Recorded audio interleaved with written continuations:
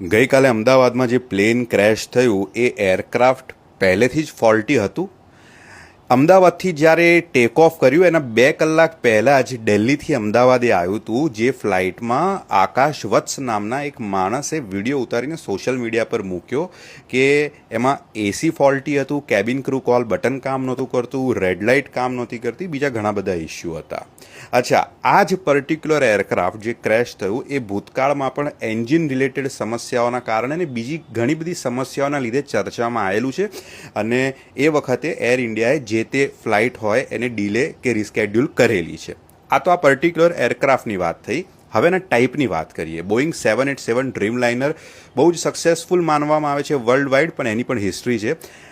Lithium ion બેટરીના કારણે થઈ અને 2013 જાન્યુઆરીથી લઈ 2013 એપ્રિલ સુધી 3 મહિના સુધી એ વૈશ્વિક સ્તરે બેન્ડ હતું. જ્હોન બાર્નેટ કરીને એક વિસલ બ્લોવર છે જેમને 32 વર્ષ બોઈંગમાં જ ક્વોલિટી મેનેજર તરીકે કામ કર્યું ને 2019માં એક ઇન્ટરવ્યૂમાં એમને કીધું કે બોઈંગ એ પોતાની ડેડલાઇનને મીટ કરવા માટે સબસ્ટાન્ડર્ડ એટલે કે હલકી ગુણવત્તાના પાર્ટ્સ વાપરતી હતી.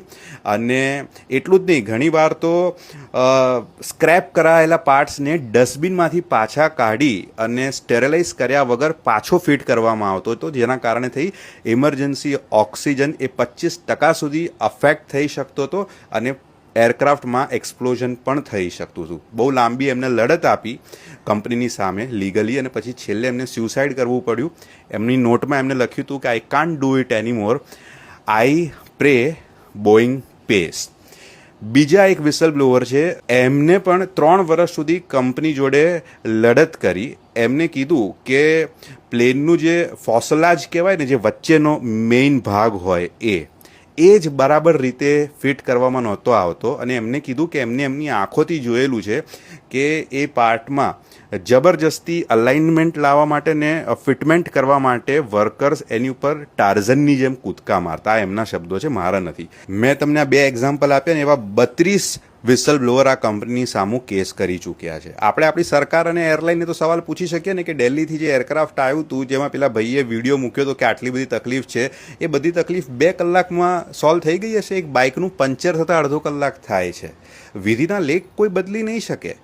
પણ યાર, કોઈ પરણીને પહેલી વાર જઈ રહ્યું હતું ત્યાં, એક ડૉક્ટર જોબ છોડીને પોતાના આખા પરિવાર સાથે શિફ્ટ થવા જઈ રહ્યા હતા. જાનની કિંમત શું, આ તો તમે હું પણ હોઈ શકતા હતા. હવેથી જ્યારે પણ ટિકિટ ખરીદીશું ત્યારે ખાલી પ્રાઇસ નહીં જોઈએ, પણ કયું એરક્રાફ્ટ છે, એની ટાઈપ શું છે, એની હિસ્ટ્રી શું છે એ પણ જોઈશું. જય હિન્દ અને ઓમ શાંતિ.